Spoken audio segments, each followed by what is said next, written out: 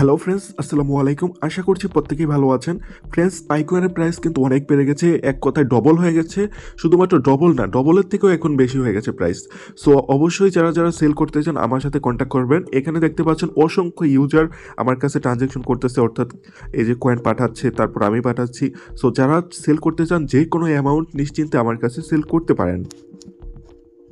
Video description check করলে পাইসের link অথবা comment box check করলে আপনি পাইসের লিঙ্ক নামক একটা লিঙ্ক পেয়ে যাবেন। সেখানে ক্লিক করলে সরাসরি আপনাকে এই পেজটাতে নিয়ে আসবে।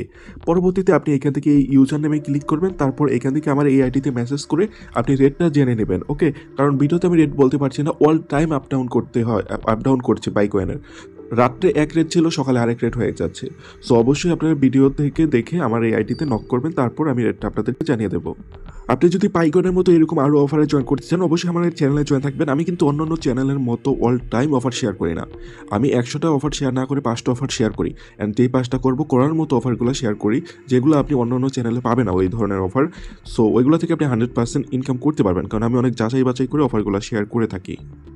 আচ্ছা, এখন কথা বলি পাইকয়েনের প্রাইস এতটা বেড়ে যাওয়ার কারণ কি। এখানেও দেখতে পাচ্ছেন ওকেএক্স থেকে একটা আর্টিকেল পাবলিশড হয়েছে, যার কারণে এতটা ভাইরাল হয়ে গেছে এই আর্টিকেলটা, অ্যান্ড পাইকয়েনের প্রাইস অনেক আপ হয়ে গেছে। অ্যান্ড এখানে কিন্তু লিস্টিংয়ের কথা বলছে যে 28শে ফেব্রুয়ারি 2025। ওকে, সো যদি এটা অফিসিয়াল অ্যানাউন্সমেন্ট হয়ে থাকে, অবশ্যই হয়তো এটা অফিসিয়ালি অ্যানাউন্সমেন্ট, আমি চেক করিনি এর জন্য বললাম। তো 28 তারিখে লিস্টিং হলে এর প্রাইস কিন্তু এখন যা আছে তা থাকবে না, কারণ এর সাপ্লাই অনেক বেশি হবে। আমরা বিগত দিনের যে সাপ্লাইগুলো দেখেছি, যে 100 বিলিয়ন সাপ্লাই সবাই ধারণা করছে, বড় বড় অ্যানালাইসিসটা যে 100 বিলিয়ন সাপ্লাই হবে পাইকয়েনের। সো 100 বিলিয়ন যদি সাপ্লাই হয় তাহলে প্রাইসটা অনেক কম হবে, কারণ 100 বিলিয়ন সাপ্লাই হলে $1 করেও যদি প্রাইস করতে হয়, সেক্ষেত্রে 100 বিলিয়ন মার্কেট ক্যাপ প্রয়োজন হয়। সো এগুলো যারা ট্রেডিংয়ে আছেন তারা বুঝবেন।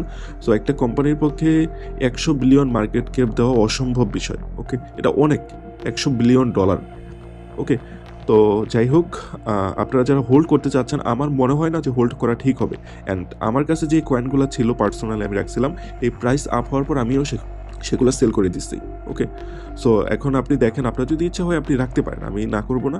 বাট আমার ধারণা বা বড় বড় অ্যানালাইসিস যারা করছে তাদের কথা আমি শুনেছি, তাদেরও ধারণা যে কখনোই প্রাইসটা এত থাকবে না যতটা এখন আছে। ওকে, লিস্টিং হওয়ার পর প্রাইস অবশ্যই কম হবে। ওকে ফ্রেন্ডস, আজকের ভিডিওটা এই পর্যন্তই। আরও যদি কোনো কোশ্চেন থাকে আপনি অবশ্যই আমার সাথে কন্ট্যাক্ট করতে পারেন, এবং আমি কিন্তু এখানে ট্রেডিংসের ভিডিও দিচ্ছি এবং ট্রেডিংস কীভাবে করবেন সেই বিষয়টাও শেখাচ্ছি। অবশ্যই আপনি ট্রেডিং শিখতে পারেন। সো সবাই ভালো থাকবেন, সুস্থ থাকবেন। আসসালাম।